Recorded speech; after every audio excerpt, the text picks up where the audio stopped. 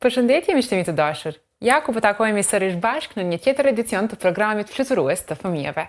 Edhe kësaj radhe, ashtu si çdo herë tjetër, ne do të luajmë, mësojmë, argëtohemi pafund bashkë me materialet të cilat me dashurinë më të madhe i kemi përgatitur për secilin prej jush. Mirë po, se për çfarë sakt bëhet fjalë kësaj radhe, unë juftoj që të ndjekim bashkë kryetituet.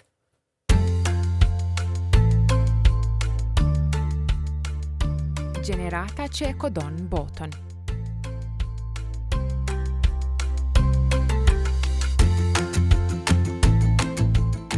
A mund të krijoj një robot muzikë?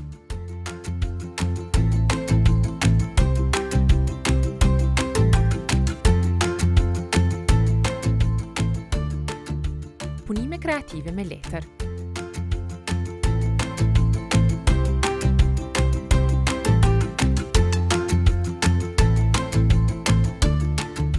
Testoj njohurit në quiz dhe Judges.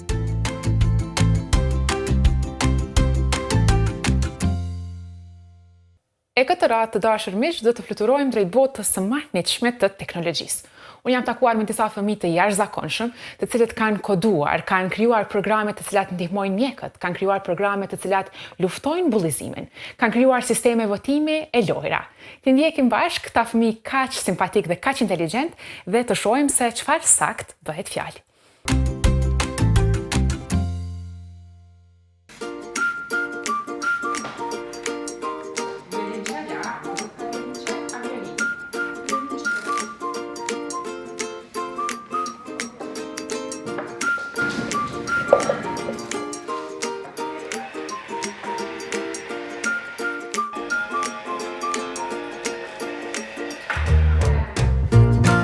Përshëndetje miq të dashur.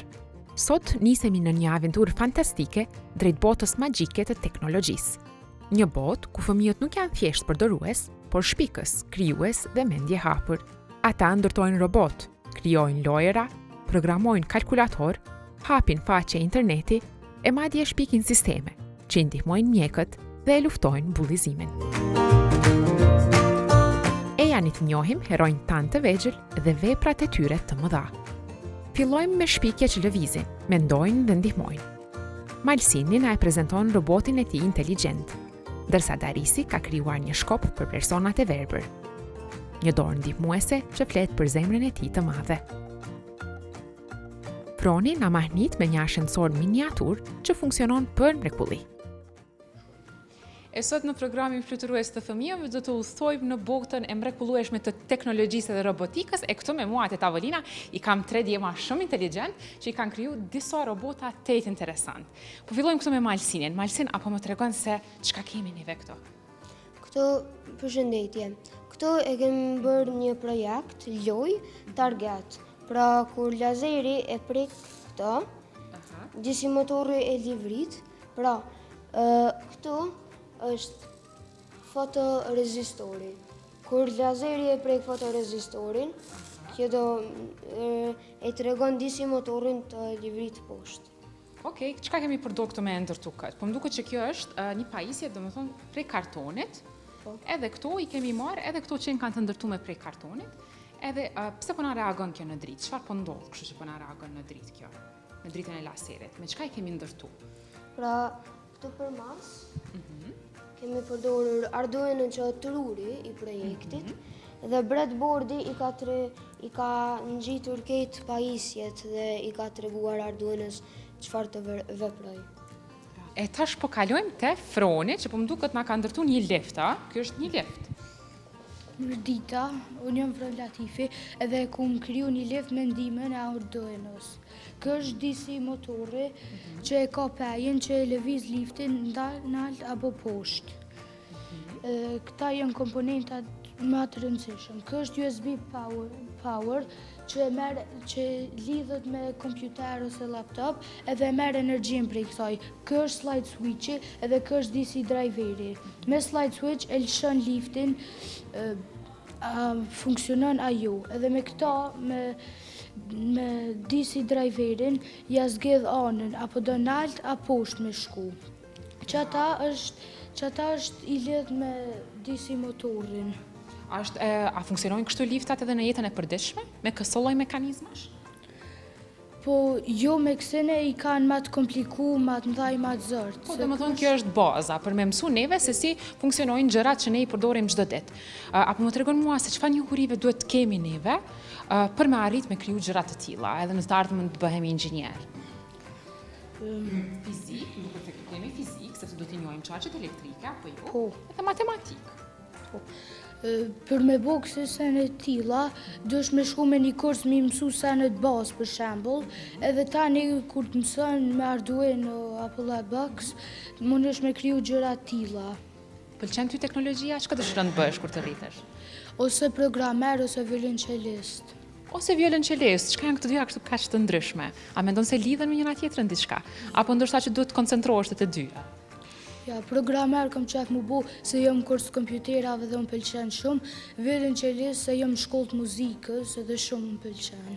Bravo, faleminderit shumë. Edhe tash arritëm te një pajisje shumë interesante, që po m'duket edhe kjo ju shërben njerëzve që kanë shumë nevojë. Përshëndetje, unë quhem Daris Qashari. Këtu para jush kam paraqit një projekt të cilin ne e quajmë Blind Stick. Kjo më shumë përdoret për personat e verbër, cilat kanë nevojë për shembull kur të ecin, kur dalin me ec, edhe kanë nevojë me ditë a ka diçka përpara apo jo. Këtu e kena punu këtë projekt me Arduino. Këtu janë disa komponenta të Arduinos. Kjo është Arduino Uno, i cili është truri i projektit, dhe Arduino neve na mundëson që të bëjmë projekte me teknologji si kë. Ky është ultrasonik senzori. Këtu e kemi një dritë dhe këtu është buzeri, i cili neve na tregon ose na i çon një sinjal që diçka ka dalë përpara. Ne mujna edhe me testu. Na lajmëron se diçka kemi përpara? Ky neve na lajmëron kur të afrohemi deri në 10 cm, po këto mujna me ndryshu varësisht prej nevojave të njerëzit. Këto mujna me përdor në jetën e përditshme, po për shembull kur të bie shi, ne duhet me implementu këto Brenda shkopit. po, brenda shkopit se mujnë më na u prish. Pip! Mirë se erdhët në botën e lojrave. Joni rikrijon klasiken Snake me një stil të ri dhe zbavitës, ndërsa Dielli sjell Angry Birds në 3 nivele, me pengesa sfiduese dhe shumë argëtim.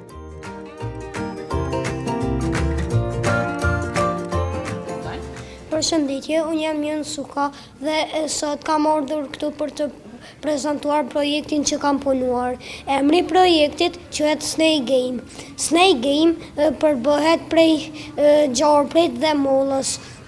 Sa më shumë molla që gjarpri ha, aq më shumë i rritet trupi dhe pikët. Gjarpri lëviz me shigjeta. Kur gjarpri rrok murin ose prek trupin, gjarpri humb lojën dhe qet game over.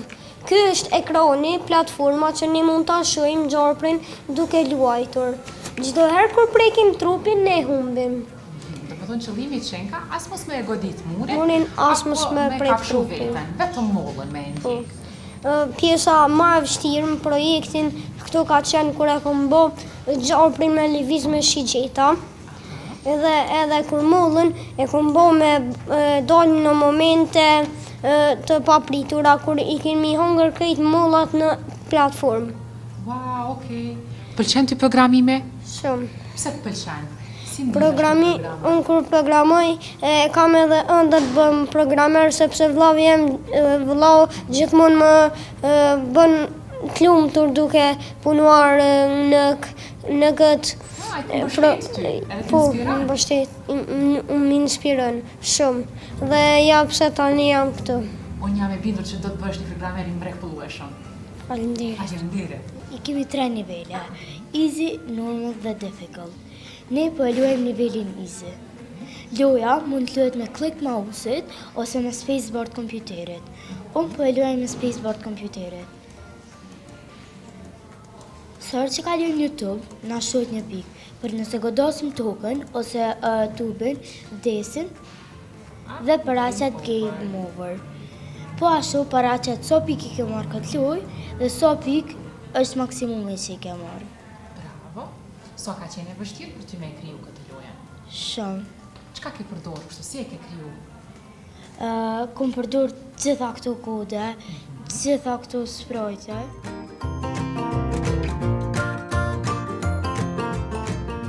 Nga loja te logjika dhe llogarit, Gerta e ka ndërtuar një kalkulator që i kryen të gjitha veprimet aritmetike, saktësisht, shpejt dhe me elegancë.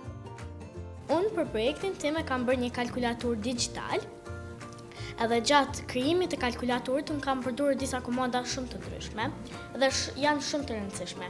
Kam përdorur variabla, inputa, integjera, printa dhe më të rëndësishmet math statements. Math statements i kam përdorur për veprime të thjeshta. Ato janë mbledhje, zbritje, shënzim dhe pjesëtim. Edhe demokracia ka vend në këtë udhëtim. Eda dhe Viona e kanë ndërtuar një sistem online votimi, që garanton siguri dhe transparencë për çdo qytetar, kudo që ndodhet.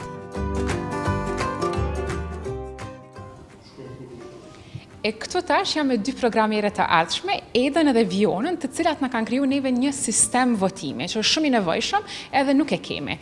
Prandaj, po më intereson më shumë të di rreth kësaj çka është ky sistem votimi edhe si mundemi me përdor ne edhe në vendin tonë.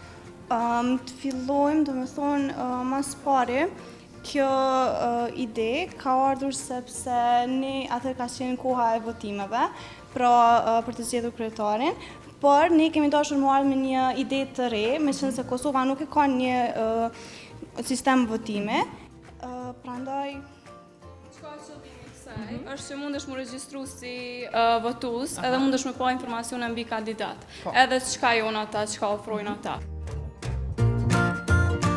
Tani jemi në universin digital. Ledioni dhe Riga kanë krijuar faqe për blerje online, që të sjellin gjithçka në derën tënde. Ujana na fton në një udhëtim virtual në Muzeun Kombëtar të Kosovës, përmes një faqeje plot informacion e histori. Këtë faqe mundem me përdor për me bërë blerje të ndryshme, pse Mastercard i shërben për blerje. Përshëndetje, unë jam Ujana Delvisha, jam 13 vjeç dhe projekti që unë kam bërë është lidhje me Muzeun Kombëtar të Kosovës.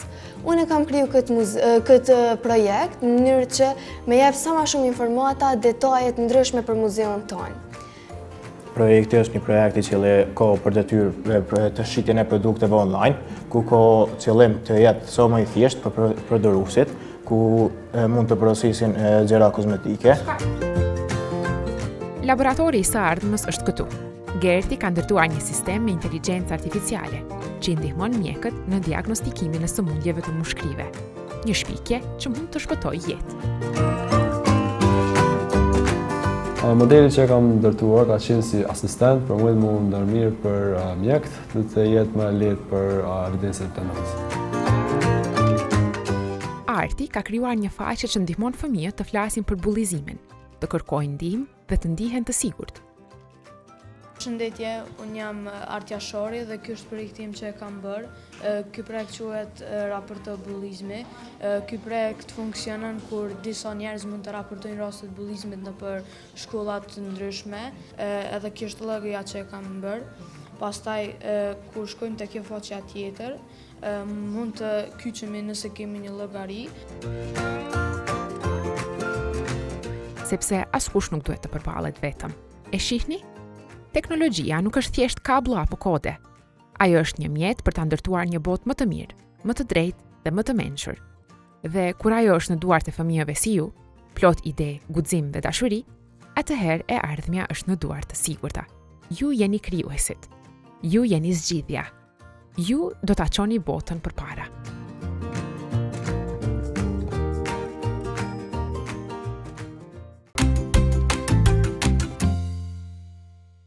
E tani të dashur miq, erdhi koha për rubrikën e kurioziteteve, e cila si çdo herë mundohet ju sjell gjëra tetë interesante për të mësuar. E me që kësaj radhe, programin fluturues të fëmijëve ja kemi kushtuar robotikës dhe teknologjisë, atëherë un kam një pyetje për juve. A është e mundur që roboti ta tejkalojë njeriu? E po për t'i dhënë përgjigje kësaj pyetje, unë juftoj që ta ndjekim bashkë rubrikën në vazhdim.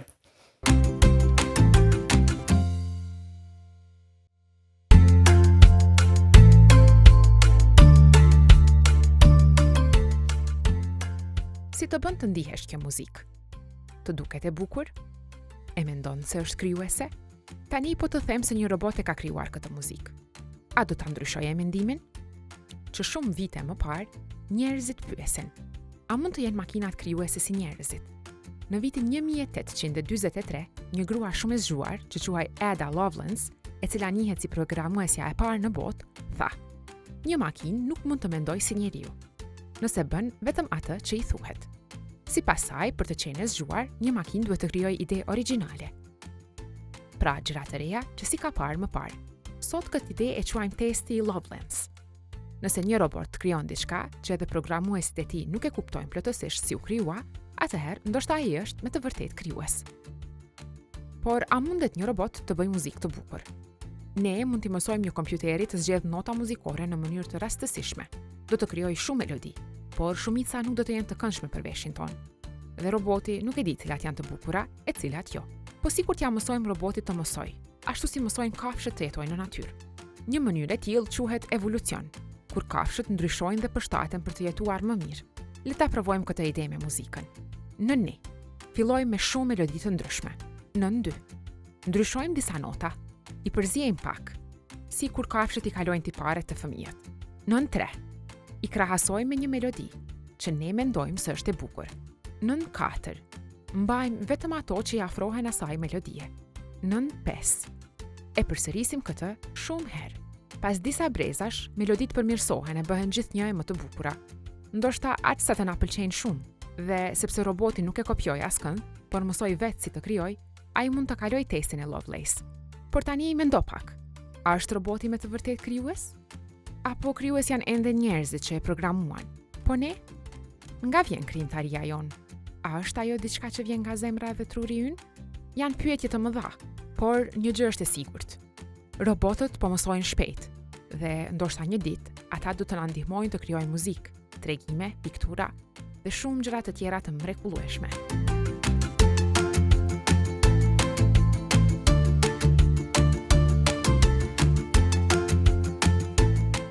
E në vazhdim të dashur miq, do të ju shoqëroj rubrika e Gjë e Gjezës. Cila është përgjigjja? A mund të gjeni? Unë nuk kam zemër, por mund të ndihmoj. Nuk kam duar, por mund të ndërtoj. Fëmijët më mësojnë dhe unë zbatoj. Çfarë jam unë? A e qëllon?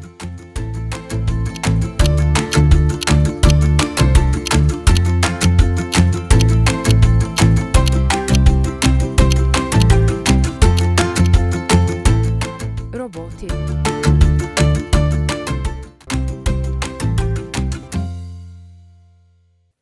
Rubrika e Fundorës vazhdon të mbetet një nga më të preferuarat tuaja. Andaj edhe kësaj radhe, ashtu si çdo herë tjetër, ne do të mësojmë të ndërtojmë diçka shumë të lehtë dhe të lezetshme prej letrës, të cilën mund ta bëni edhe ju që na ndiqni përmes ekraneve. E se për çfarë sakt bëhet fjalë, unë ju ftoj të ndjekim bashkë rubrikën e Fundorës.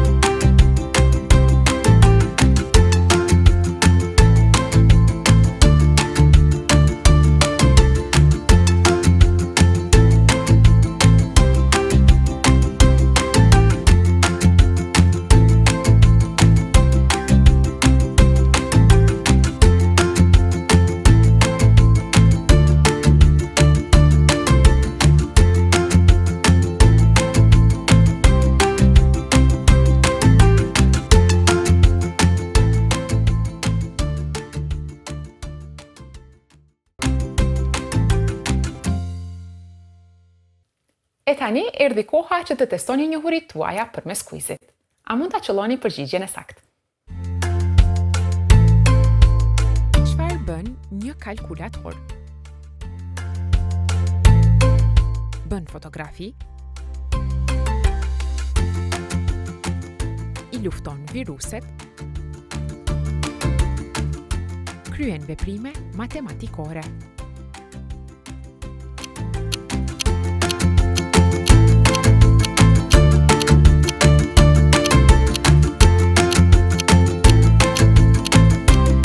Kryen veprime matematikore.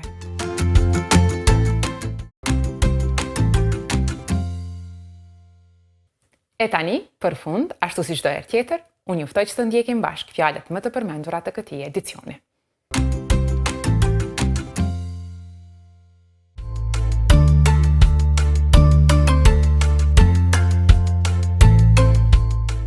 Teknologji.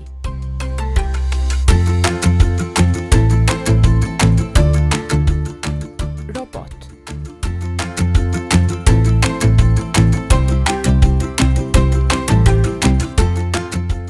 Loj.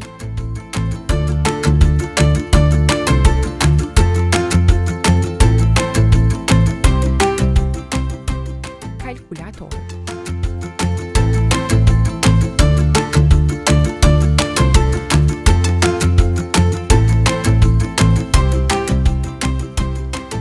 Webfaqe.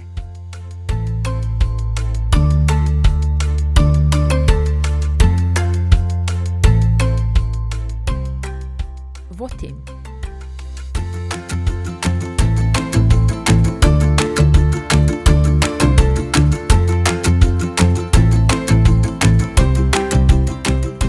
Intelligenz artificiale.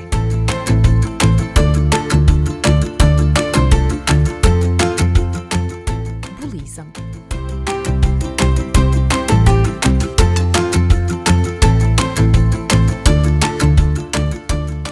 Shkencë.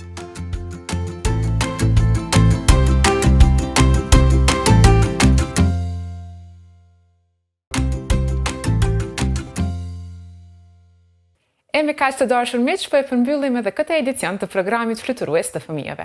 Sigurisht për të takuar përsëri javën e ardhshme, në po të njëjtën kohë dhe në po të njëjtin vend. Kemi shumë gjëra interesante për të mësuar. Mirë po, deri të shtunën e ardhshme, mua më duhet ju përshëndes. Nga unë e Lira, mirupafshim. Tëng tëng.